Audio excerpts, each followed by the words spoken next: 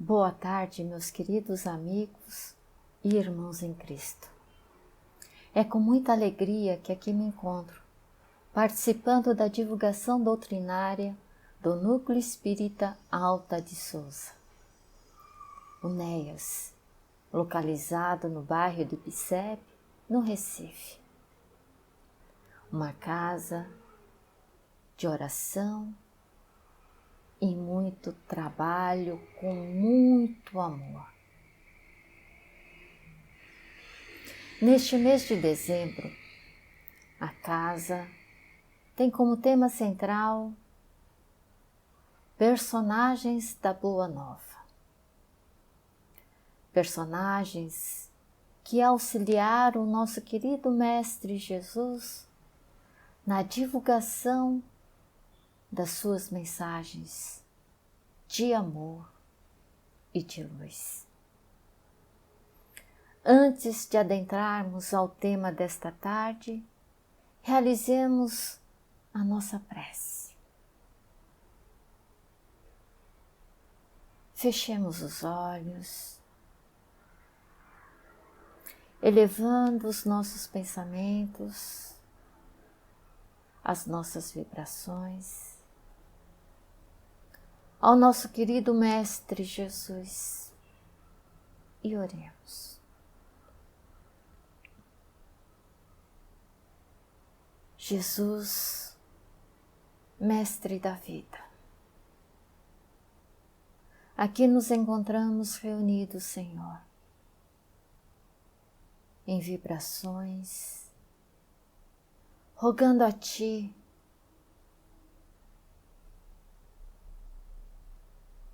que nos envie os Teus mensageiros de paz e de luz, envolvendo a cada um de nós que aqui nos encontramos, nestas vibrações de amor, de equilíbrio e de harmonia, para que assim possamos compreender melhor os Teus ensinamentos. E ao encerrarmos esta atividade de divulgação, possamos todos nós, Senhor, nos encontrarmos fortalecidos na fé, na confiança, nos desígnios do nosso Pai. Que tenhamos em mente que somos espíritos imortais e que a cada existência passamos pelas dificuldades necessárias para a nossa elevação moral e espiritual. Sejamos todos nós, Senhor, beneficiados por estas vibrações e acalentados nas Tuas mensagens de amor e de paz. Muito obrigado, Senhor. O personagem desta tarde é Gesiel Estevão.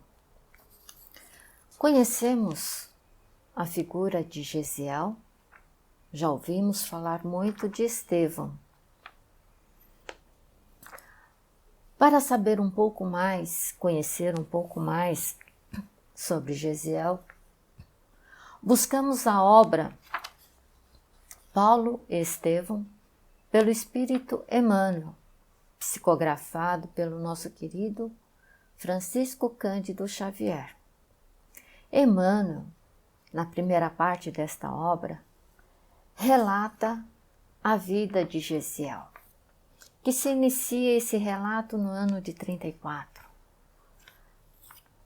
Inicia com a história da família Josedebe ben Jared, que é constituída pelo pai, Josedebe, a filha Abicail, de 18 anos, e seu filho Gesiel, com 25 anos de idade.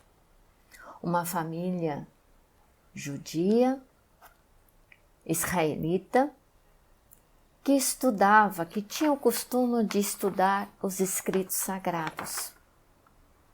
Eles tinham o conhecimento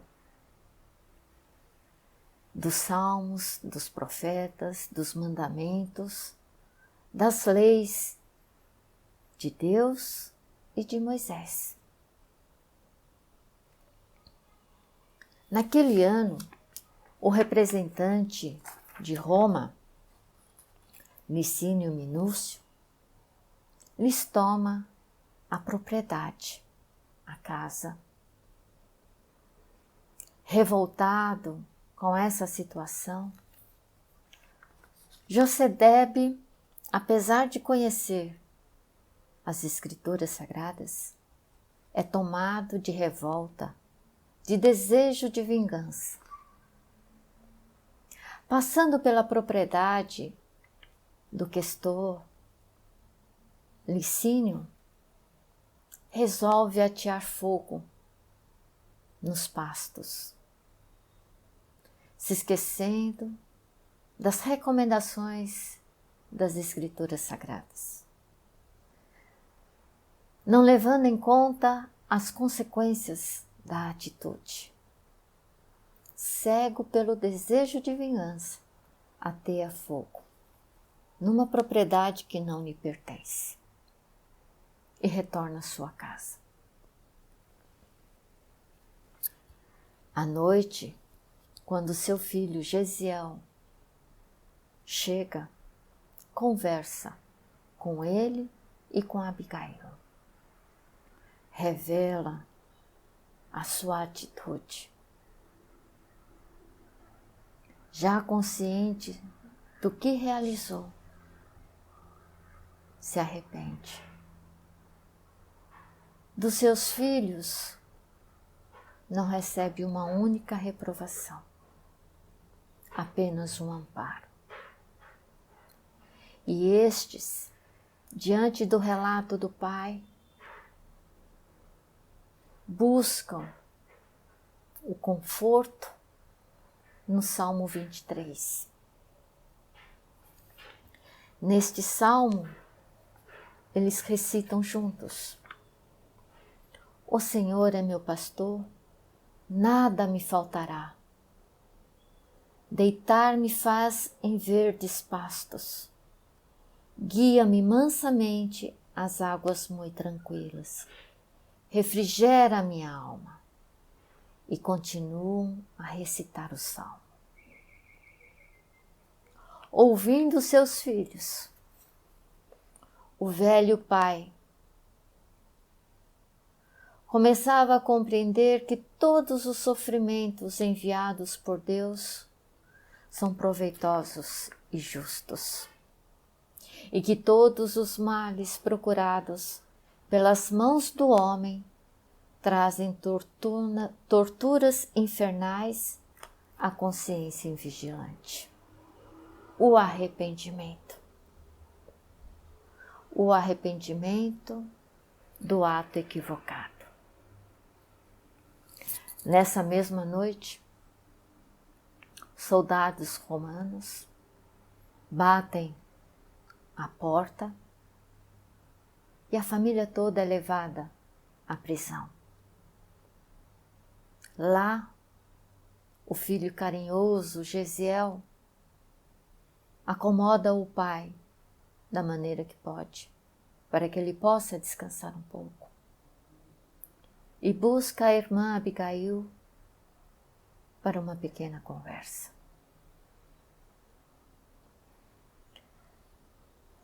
Nesta conversa, eles tentam entender o porquê das perseguições e dos sofrimentos do povo israelita. E Gesiel afirma, lembrando das Escrituras Sagradas: eu creio no Messias Redentor, que virá esclarecer todas as coisas. Os profetas afirmam que os homens não o compreenderão. Entretanto, ele há de vir ensinando o amor, a caridade, a justiça e o perdão. Nascerá entre os humildes, exemplificará entre os pobres, iluminará o povo de Israel, levantará os tristes e oprimidos, tomará com amor todos os que padecem no abandono do coração. Os filhos da nossa raça muito têm padecido, mas Deus saberá por quê, e não nos enviaria problemas de que não necessitássemos.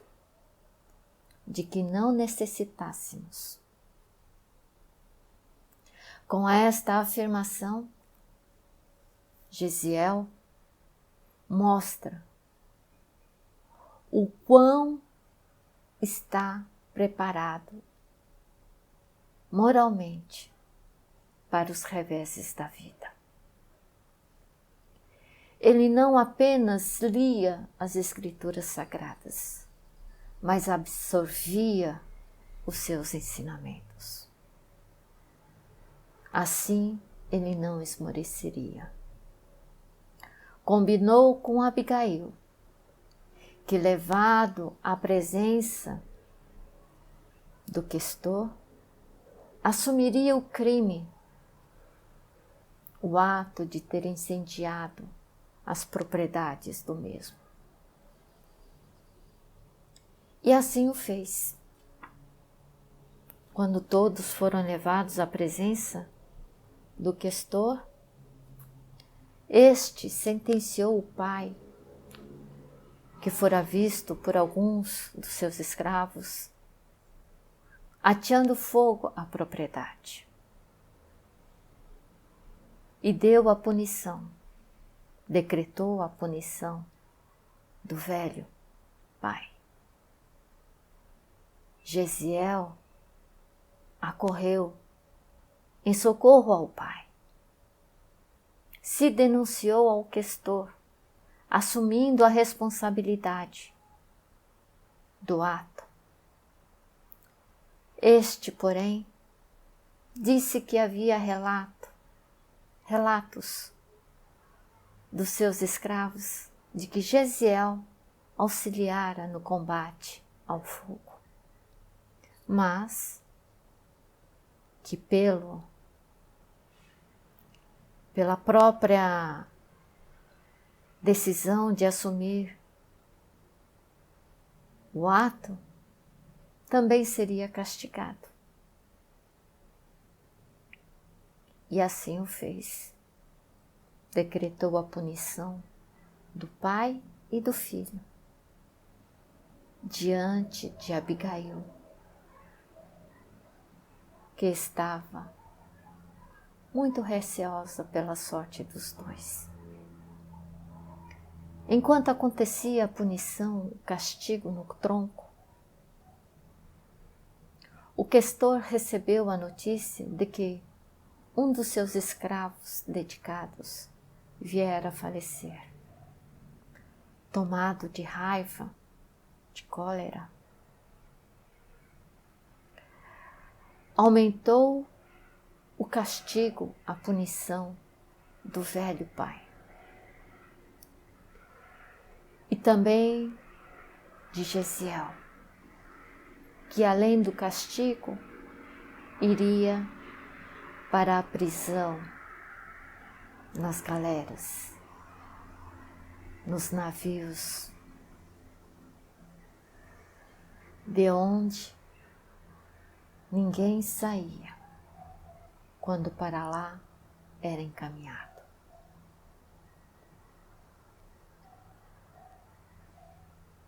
Diante de tal cena,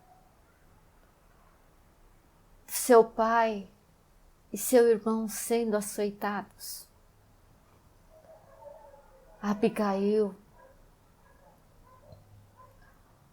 ora fervorosamente de joelhos ao Deus de amor e de justiça, rogando proteção ao pai e ao irmão. O pai é golpeado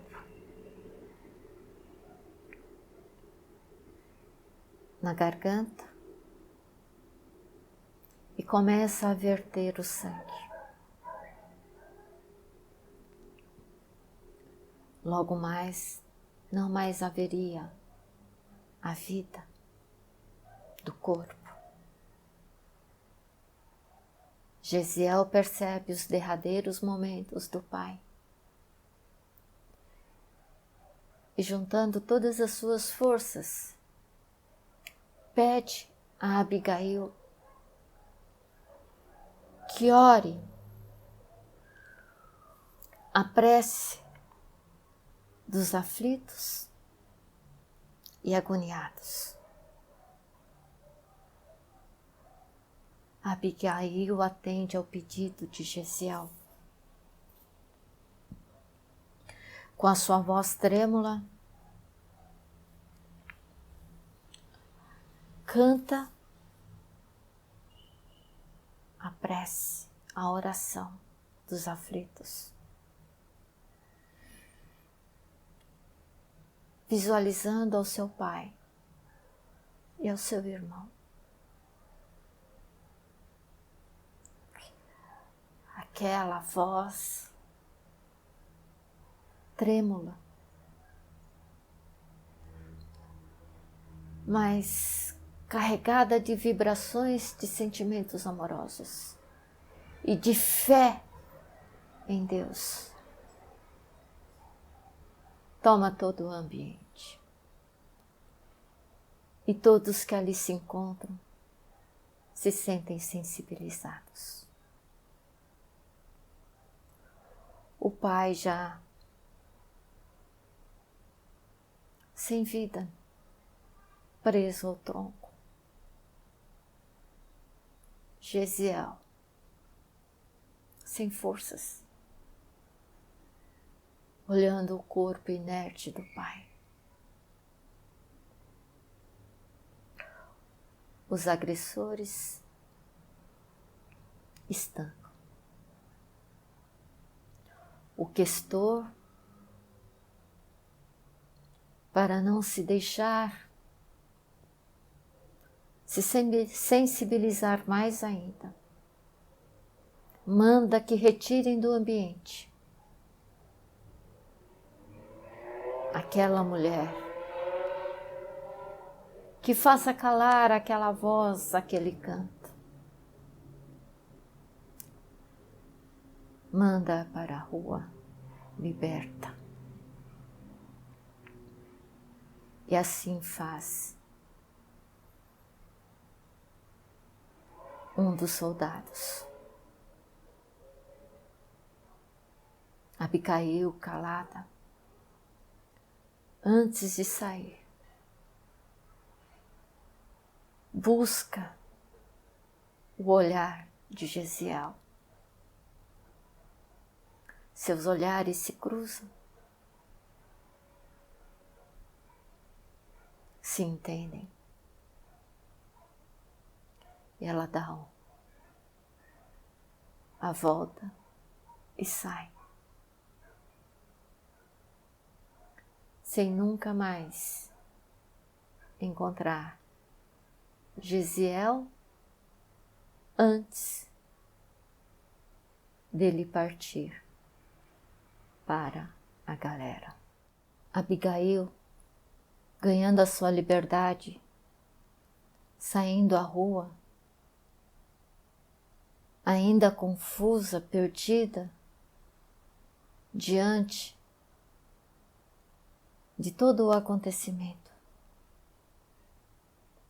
procurou socorro, ajuda, junto a Zacarias ben Anã e sua esposa. O casal havia acabado de sofrer a morte do filho. Então, o casal acolheu a Abigail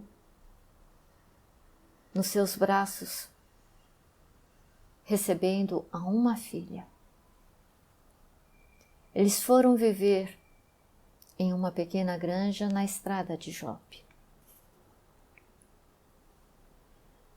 Gesiel, retirado do tronco, com o seu corpo todo dolorido, machucado, foi levado à prisão. Durante 30 dias lá permaneceu, a fim de se recuperar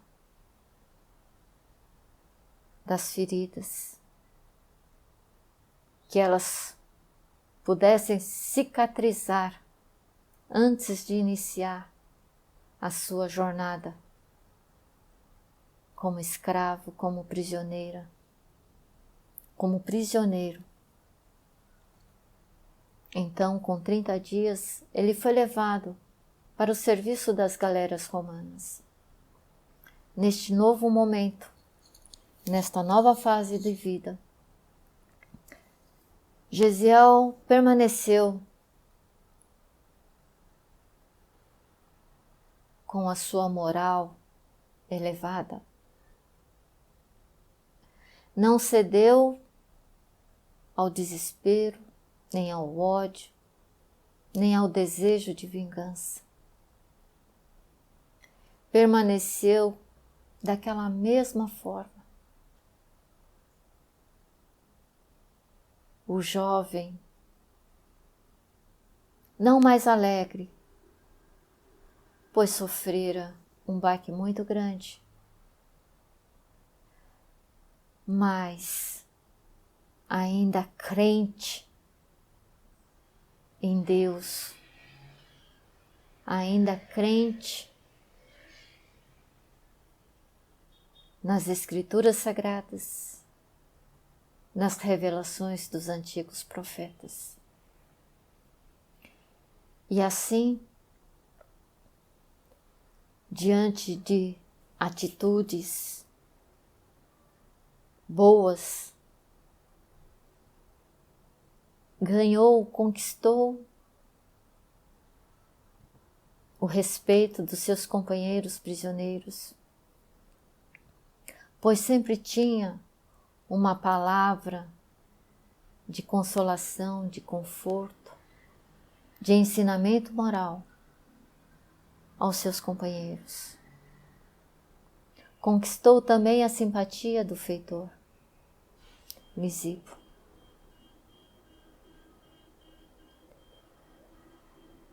Em uma das viagens, subiu ao navio um ilustre romano, de nome Sérgio Paulo, em missão política. Este romano adoeceu gravemente. Seu corpo abriu-se em chagas e a febre era muito alta. O médico de bordo não conseguia explicar e tratar a enfermidade. Os amigos do romano começaram a retrair-se, pois não queriam se contaminar. O comandante do navio, Sérgio Carbo, chamou Lisipo, o feitor, pois estava preocupado com o que poderia acontecer com o romano. Pediu ao feitor que indicasse um escravo dos mais educados e maneirosos, que fosse capaz de atender às necessidades do passageiro ilustre. Gesiel foi o escolhido, incumbido de tal tarefa. Adentrou o camarote do enfermo, com o mesmo espírito de serenidade que costumava testemunhar nas situações mais arriscadas, mais delicadas. O doente, o enfermo, não raras vezes se levantava de súbito, no auge da febre que o fazia delirar, pronunciando palavras desconexas e agravando mais ainda as suas chagas, que sangravam em todo o corpo. Gesiel dedicou-se ao tratamento deste enfermo, dia e noite. Reservou todo o seu conhecimento para cuidar deste enfermo. Utilizou os recursos que podia dispor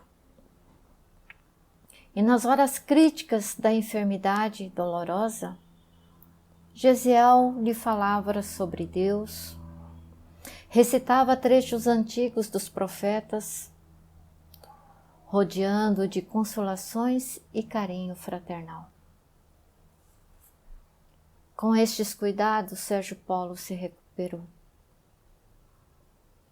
E também se afeiçoou a Gesiel. Devia-lhe a vida, era-lhe grato pelos cuidados recebidos.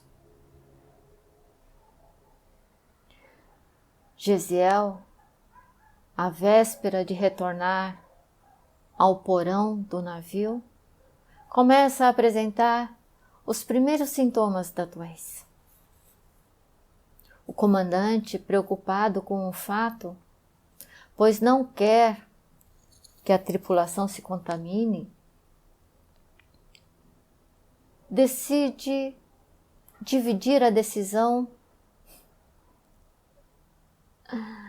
junto ao Romano, ao Sérgio Paulo. Buscam para juntos acatarem a ideia de atirar ao mar o novo enfermo, Gesiel. Sérgio Paulo não aceita a sugestão, pois tinha para com aquela criatura, o Gesiel, uma dívida moral. Aquele lhe salvara a vida. Não poderia permitir que fosse jogado ao mar. Solicita a presença do feitor Lisipo. Os três decidem, concordam que Gesiel deveria ser liberto. No dia seguinte estariam próximos do porto de Jope.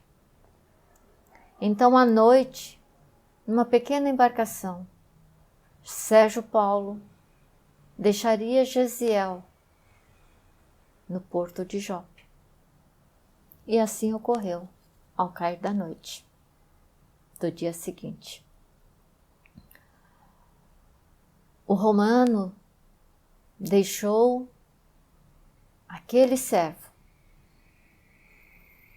às margens de Jope com uma pequena bolsa de moedas e com as recomendações de que ele deveria trocar de nome para não ser identificado e que não deveria permanecer em Jope, pois ali muitos navios do Império passam por aquela rota. Após as despedidas, o Romano retorna ao navio na pequena embarcação e Gesiel permanece só, doente, abatido, sem forças para caminhar, tenta descansar um pouco num canto, adormece. Na madrugada, sente o toque de uma mão, desperta, percebe um estranho a lhe revistar. De imediato, tem ciência do que está acontecendo. Pega da pequena bolsa de moedas e entrega ao estranho. solicita-lhe socorro, pois está enfermo. O estranho, contente com um presente, leva o enfermo à presença de Efraim, um homem bondoso que costuma acolher aos necessitados. Lá chegando, Efraim o atende bondosamente. Ele comunica que no dia seguinte iriam, isto é, ao cair da noite, iriam para Jerusalém, para a casa do caminho, no qual laboram Simão Pedro, Filipe, João e Tiago. Gesiel aceita a acolhida e à noite seguem para Jerusalém. Lá chegando à casa do caminho, Efraim solicita a presença de Simão Pedro e lhe entrega os 2 enfermos. Simão Pedro acolhe a todos os 2 e começa a cuidar de Gesiel.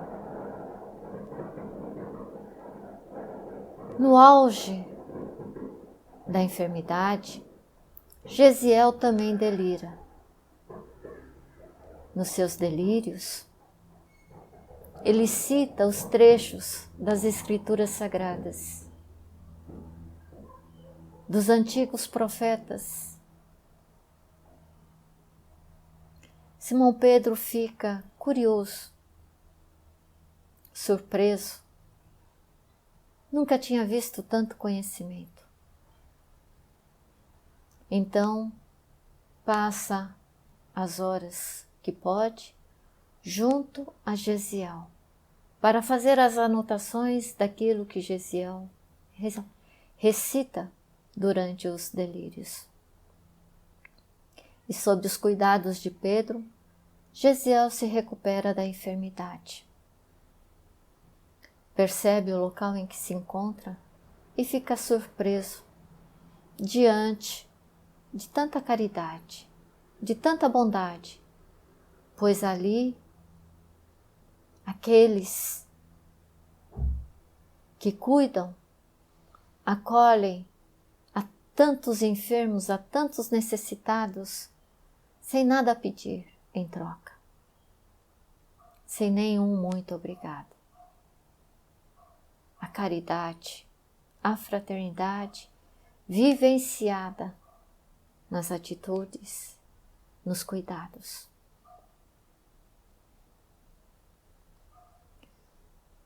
Simão Pedro, vendo Gesiel recuperado, busca informações, busca conhecer aquela personagem, aquela criatura. Gesiel lhe revela que é de uma família israelita, com os costumes dos judeus, estudavam as Escrituras Sagradas e começa a lhe contar toda a sua história, pois tinha confiança naquele ser, naquele Senhor bondoso, generoso. Conta a Simão Pedro a sua vida. Simão Pedro também conta a Gesiel a história, a vivência de Jesus. Todo o convívio que ele tivera junto a Jesus. E conta também o drama da crucificação do Mestre, do Messias.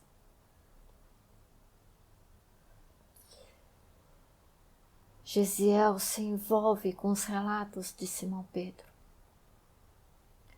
Se sente tocado em seu íntimo. quer conhecer mais, saber mais sobre Jesus. Vendo o interesse de Gesiel, Simão Pedro me entrega as anotações de Levi, para que ele possa estudar as passagens de Jesus. E numa das conversas com Simão Pedro, este pede a Gesiel que mude, que troque o seu nome, aceitando a recomendação, atendendo a recomendação do Romano, e escolhe o nome de Estevão. A partir daquele momento, não mais Gesiel, mas Estevão, o novo seguidor de Cristo, o Messias do amor e da paz. Estevão começa a laborar na casa do caminho, atendendo àqueles que buscam o auxílio, aos enfermos, aos necessitados. Além dos cuidados materiais, Estevão sempre tinha uma palavra bondosa, amiga, de consolação e de esperança. A cada atividade, Estevão realizava sempre envolvido nas mensagens de Jesus. E assim, com a alma elevada, proporcionava curas, conforto espiritual e cura material àqueles a quem ele cuidava. As atividades da Casa do Caminho incomodavam ao Sinédrio. Estevão estava sendo muito conhecido em Jerusalém. As suas obras estavam sendo divulgadas, as suas curas, as suas pregações. Então, Sadoc, um dos fariseus, recomenda a Saulo que este visite a Casa do Caminho, a fim de verificar o que estava a acontecer e colocar fim àquela obra, pois não estavam de acordo com os mandamentos, com as leis de Moisés. Saulo conversa com Sadoc e resolvem ambos visitar a Casa do Caminho. Lá ele encontra Estevão. Aguarda o início da pregação. Após ouvir as palavras de Estevão, Saulo o convida para um debate, o desafia para um debate, pois o que Estevão estava a pregar estava em desacordo com as leis de Moisés, conforme o entendimento de Saulo. Ele queria a discussão, porém Estevão se nega a tal propósito. Ele diz que Jesus recomendou que não se discutissem os seus ensinamentos, que quem não quiser segui-lo, que siga o seu próprio caminho. Saulo foi tomado pelo orgulho, foi ferido no seu orgulho. Jovem, doutor da lei, de muito conhecimento, ele não poderia aceitar esta situação. Tentou discutir com Estevão, mas este não cedeu à ideia e voltou para dentro. Retornou à mansão do caminho, aos seus cômodos interiores. Saulo sai dessa visita atordoado, tomado de raiva, de revolta. Então, desejoso de vingança, ele vai ao Sinédrio e pede que o Sinédrio solicite a presença de Estevão. Estevão se nega.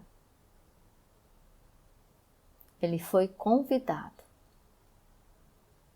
não foi convocado. Diante de tal situação, Saulo solicita a um amigo conhecido que acuse a Estevão de determinadas práticas. Inventa situações e denuncia Estevão ao Sinédrio. Diante de tal denúncia, Estevão é convocado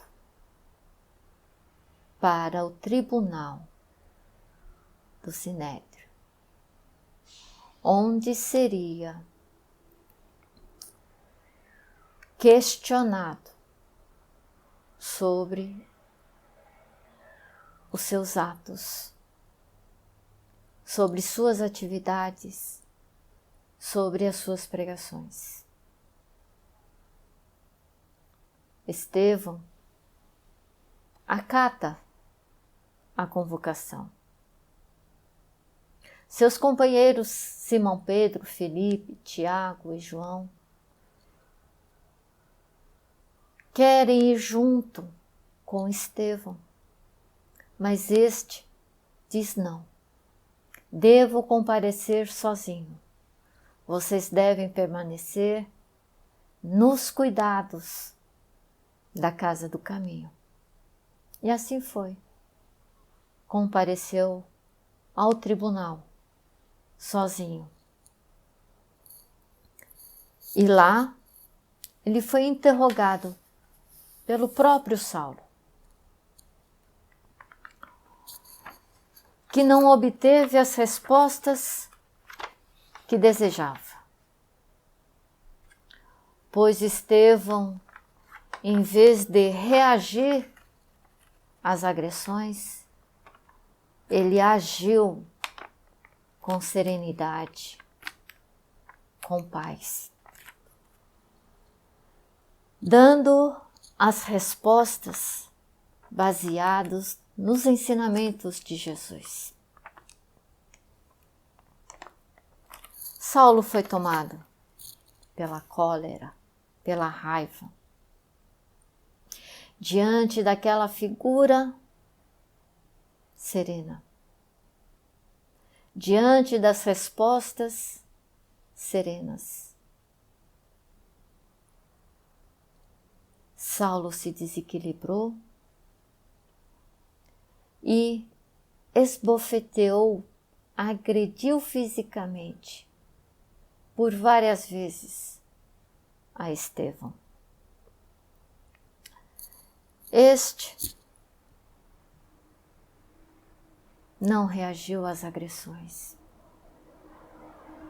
Tinha um olhar sereno, piedoso para com Saulo.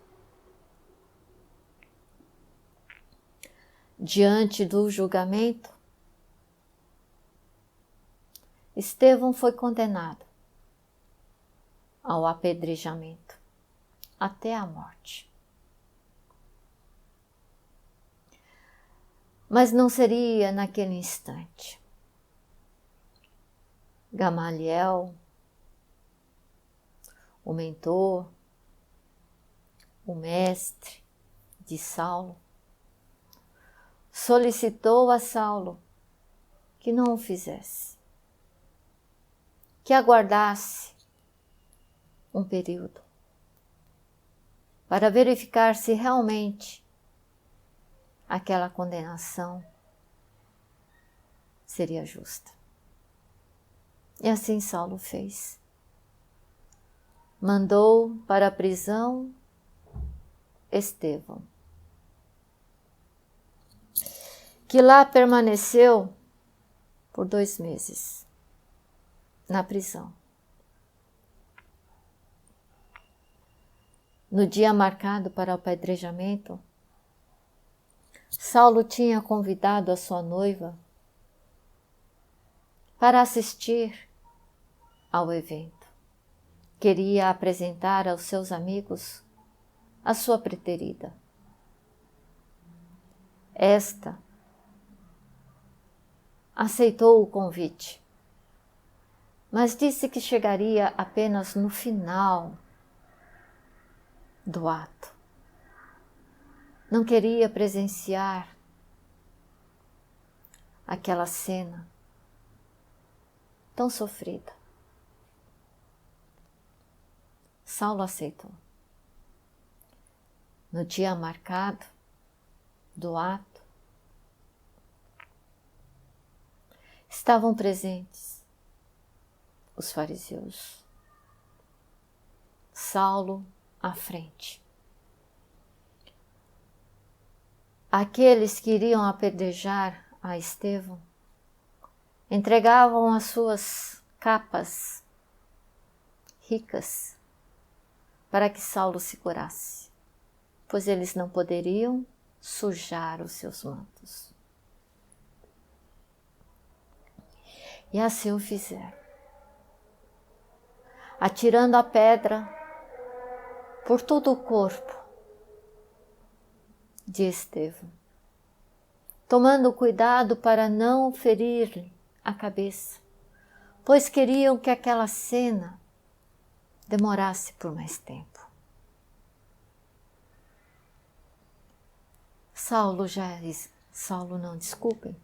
Estevão já estava exausto. O ato já estava quase ao final. Quando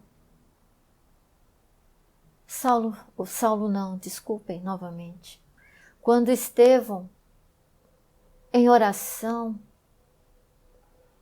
pede o conforto daqueles amigos espirituais benevolentes para lhe confortar, pois as dores eram muitas. E ele vê a presença daquele a quem ele creu sem ter visto, daquele que ele carregava no coração. Estava ali atendendo-lhe a prece, a oração. Em um momento, Jesus desvia o olhar de Estevão para olhar para Saulo, aquele que o perseguia, que perseguia os seus apóstolos. E neste momento, Saulo está acompanhado da sua noiva. Estevão procura acompanhar o olhar do Mestre Jesus e percebe que ao lado do seu algoz, ao lado de Saulo, está Abigail, a sua irmã, sem compreender o que se passava. Orava para que tudo aquilo se esclarecesse. Abigail, ao lado do seu noivo, olha para o tronco e vê uma cena se repetindo. Seu irmão, aquele, seria seu irmão preso ao tronco, açoitado. Antes açoitado, agora apedrejado. Como? Haveria um engano? Recorre ao seu noivo. Solicita-lhe um minuto junto ao prisioneiro, pois este deveria ser seu irmão. Saulo atônito, sem compreender o que estava a acontecer, pois aquele era Estevão e não Gesiel. Mas diante da súplica da sua noiva, ordena ao guarda romano que retirasse do tronco o prisioneiro. Este retruca que o prisioneiro ainda não está morto, mas Saulo ordena. Ele diz que lá na sala o prisioneiro receberia o tratamento final através de Saulo. E assim a ordem foi cumprida. Em uma sala pequena, onde se encontrava apenas o prisioneiro, Saulo e Abigail. Abigail coloca em seu regaço a cabeça do prisioneiro e pergunta: quem és? Estevão responde: Abigail, minha irmã.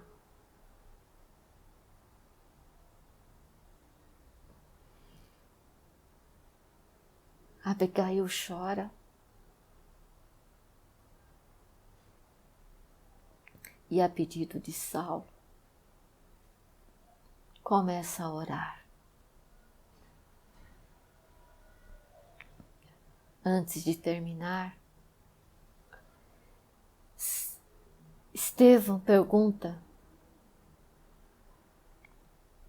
com quem deixará Abigail, pois está no final da sua vida? E Abigail olha para o seu noivo e lhe apresenta: me deixarás com meu noivo, Saulo. Estevão observa, dirige o seu olhar para aquele que o condenara e diz: não guardo raiva do teu noivo. Não tenho um inimigo, tenho um irmão. Saulo deve ser bom e generoso, defendeu Moisés até o fim. Quando conhecer a Jesus, servi-lo-á com o mesmo fervor. Ser para ele a companheira amorosa e fiel.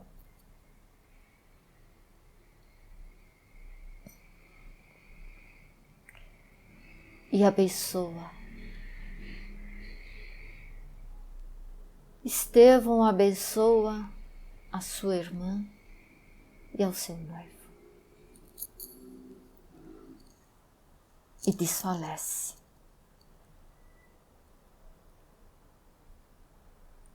Esta a história. A vivência de Gesiel transformado em Estevão. Gesiel, judeu israelita, seguidor das leis, das Escrituras Sagradas, conhecendo aos ensinamentos de Jesus, tornas o seu discípulo, vivenciando os ensinamentos, vivenciando as bem-aventuranças, amando e perdoando a todos os que o ofenderam. Sigamos, meus irmãos e amigos, estes exemplos de abnegação, de amor, de trabalho. Saibamos amar do fundo do coração e perdoar a todas as ofensas recebidas. Escutarei, ainda sou muito pequeno, ainda carrego em mim muitas dificuldades, muitos delitos, muitos defeitos. Todos nós temos os defeitos, as dificuldades. Mas acreditando em Jesus, buscando nele as forças necessárias, conseguiremos superar todos esses defeitos, trabalhando com amor, trabalhando com fé, com confiança naquele que é o caminho, a verdade e a vida.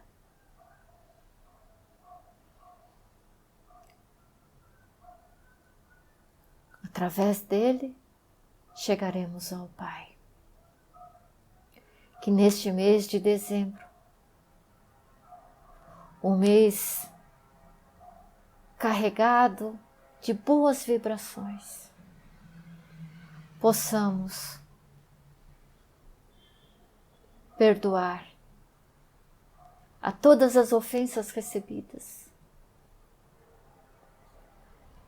Que mesmo com o distanciamento social, possamos buscar àqueles que nos consideram desafetos ou que nós consideramos,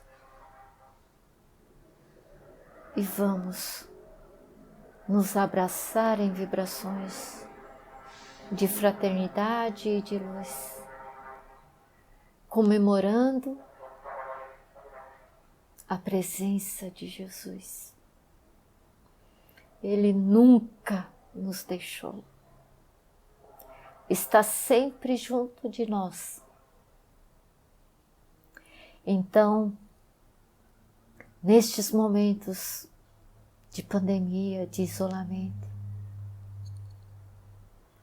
vamos buscá-lo mais e mais. E também aos seus discípulos, mensageiros de luz e de amor. E assim, envolvidos nessa luminosidade, vamos encerrando este nosso encontro, pedindo e rogando a Deus a sua misericórdia bendita e divina por toda a humanidade que hoje sofre, mas que tenha uma esperança num novo dia e num mundo de regeneração, de paz e de luz. Muito obrigado, meus amigos. Que a paz se faça presente sempre em vossos corações. Muito obrigado.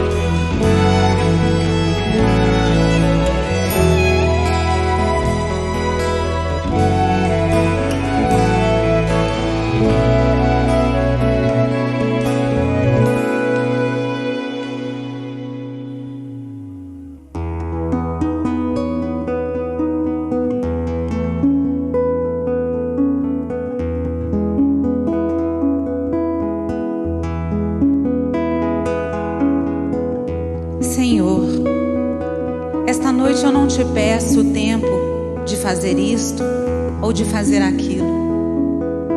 Apenas te peço a graça de fazer conscienciosamente o que queres que eu faça.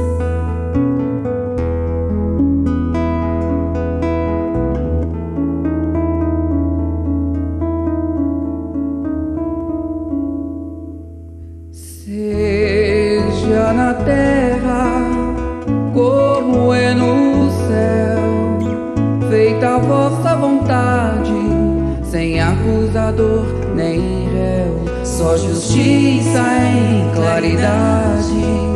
Se és por nós, quem será contra nós?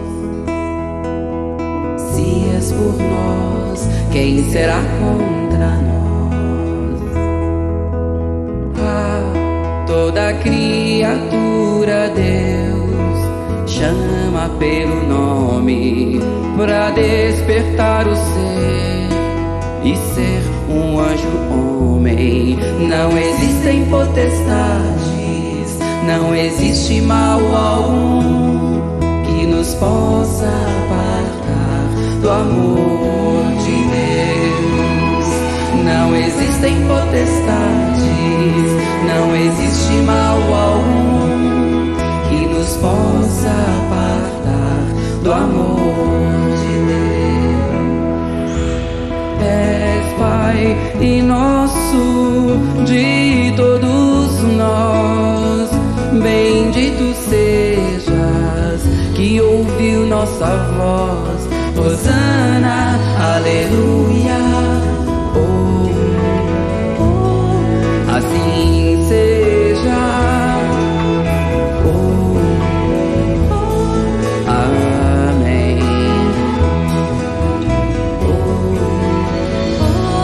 Assim seja. Amém. Toda criatura Deus chama pelo nome pra despertar o ser e ser um anjo homem. Não existem potestades, não existe mal algum que nos possa apartar do amor de Deus. Não existem potestades, não existe mal algum que nos possa apartar do amor de Deus. És Pai e nosso de todos nós, bendito sejas que ouviu nossa voz.